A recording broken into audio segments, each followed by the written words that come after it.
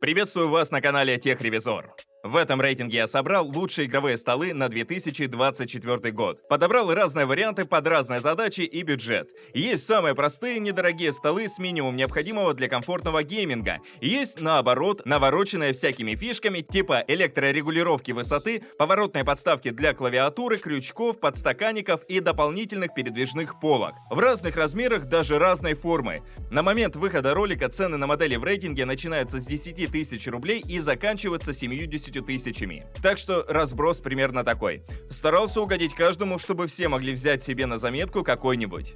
Чтобы вы могли узнать актуальную стоимость моделей из этого рейтинга, я оставлю в описании под видео ссылки на маркетплейсы. А с вас лайк и подписка на канал. Ну что, поехали! Открывает рейтинг Defender Platinum RGB. Отличный бюджетный стол для геймера с небольшими потребностями. Это самый маленький стол в рейтинге, поэтому если вам нужно поставить максимум клавиатуру, монитор дюймов так на 27 да мышь, то тут все прекрасно поместится. Но не больше. Ну, можно, конечно, но если докинуть ноутбук, второй монитор или еще какие-нибудь здоровенные колонки, то совсем неудобно будет. В сантиметрах по ширине столешница 110, в глубину 60, по высоте 75. Грубо говоря, подойдет ребенку. Стол легкий, всего 15 килограмм весит. С одной стороны, легче нести домой, переставлять и собирать. С другой, стол может скользить по плитке или ламинату. Не хватает резиновых накладок пожестче. Но если намеренно его не двигать и не опираться, то в процессе игры никаких проблем и не возникнет. Он все-таки никак на колесиках ездит, поэтому не так страшно.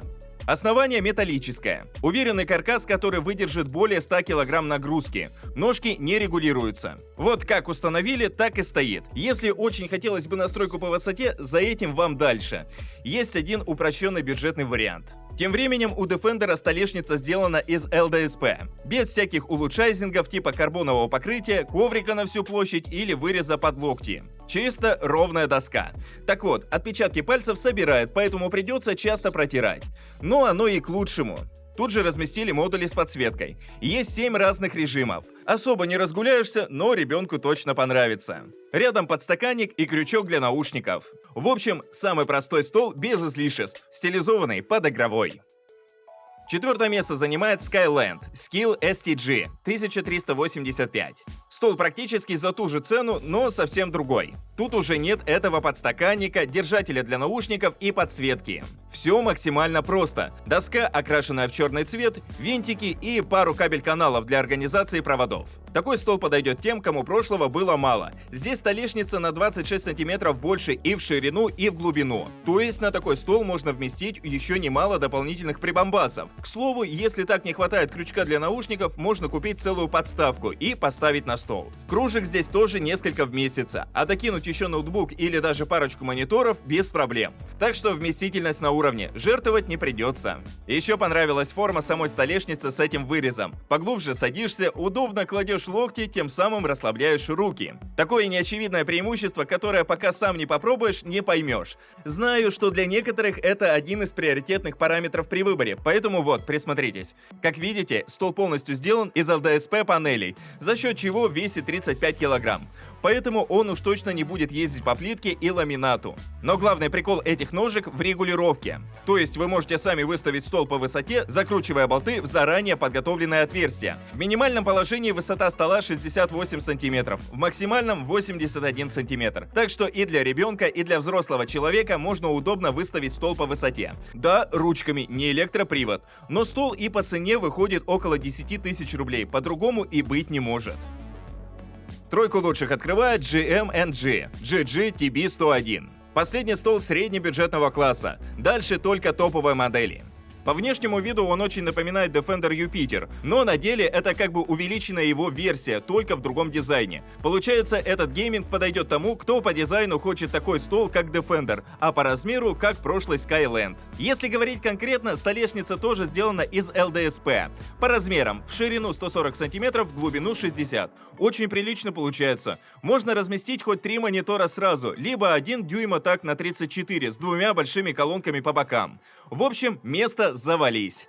Основание, очевидно, металлическое. Крепкое, красиво разукрашенное, вопросов нет. И хотя этот стол тоже весит немного, 20 килограмм, но по полу, как Defender, не ездит. Этот момент тут проработали лучше.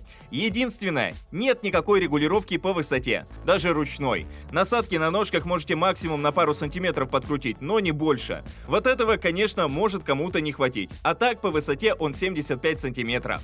В остальном сказать про него особо нечего. С формой столешницы мудрить не стали, сделали без выреза под локти. Но и застилать всю площадь ковром тоже не решились. Дают в комплекте свой фирменный здоровенный ковер 900 на 550 мм, а там уж стелите как хотите. А так, на месте тот же подстаканник, крючок для наушников, RGB подсветка и кабель-каналы. Все по стандарту. В общем, стол довольно интересный в плане дизайна, но скудноватый по функционалу. В этом и вся проблема бюджетного сегмента. Ну и на этом моменте можем перейти к чему-то поинтереснее, а соответственно и подороже. Второе место занимает Eureka ERK EJD L60L BUS. Предупреждаю, цены могут шокировать. Но тут и стоимость не из потолка берется, все-таки стол от серьезной мебельной фабрики. Конкретно этот мне понравился Г-образной формы. Для некоторых очень удобно будет, всегда найдется что расположить. Ну а для некоторых никак не применимо. Тут уж смотрите сами. Может просто по расположению в комнате не подойдет, габариты ведь приличные. По размерам стол 155 см в ширину, 60 в глубину. Боковая часть в глубину составляет 111 см. То есть действительно приличное место в вашем распоряжении. При этом столешница сделана из ЛДСП.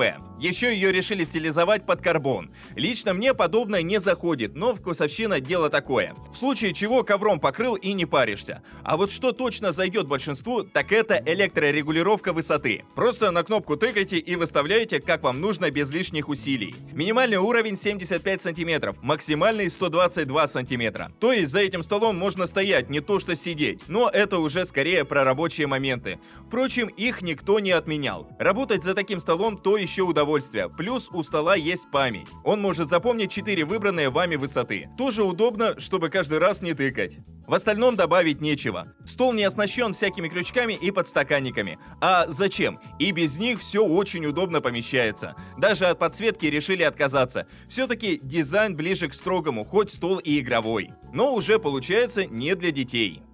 Ну и первая строчка за еще одним столом от Eureka. Модель ERK ES71BEU.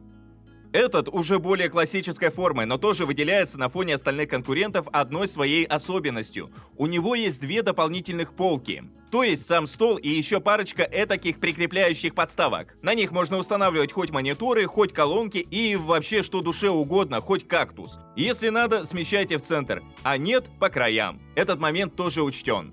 Но на самом деле стол просто огромных размеров. Еще придется постараться, чтобы придумать, чем занять все свободное место. Этот стол самый большой в рейтинге, 183 см в ширину и 76 в глубину. Все это в форме крыла со сглаженными углами. Столешницу еще оснастили и другими нишами. Есть парочка отделов для планшетов, пара подстаканников, двойной держатель для наушников и даже отдельная полка для клавиатуры. Она вертится на все 360 градусов. Конечно, для КС и активных шутеров это вряд ли понадобится, но есть и другие более пассивные игры, где какая-то подставка реально поможет. Все это нарядили подсветкой, столешницу накрыли сплошным ковром, красиво разукрасили, снарядили электрорегулировкой высоты с памятью и готово. Стол получается даже не то чтобы только геймерским, его можно и для рабочих задач использовать. Для организации домашней музыкальной студии, стримов, записи видеороликов и вообще всего. Лишь бы реализовать функционал стола. Поэтому хорошо подумайте. Возможно, вам с головой будет достаточно того же стола от гейминга, чтобы зря деньги не выкидывать или только планировать выкинуть. На этом мой рейтинг подошел к концу. Стоимость всех моделей рейтинга можете посмотреть по ссылкам, оставленным в описании и закрепленном комментарии. Подписывайтесь на канал, ставьте большие пальцы вверх, а также не забывайте включить уведомления, чтобы первыми узнавать о новых рейтингах и обзорах техники. А с вами была команда канала Техревизор.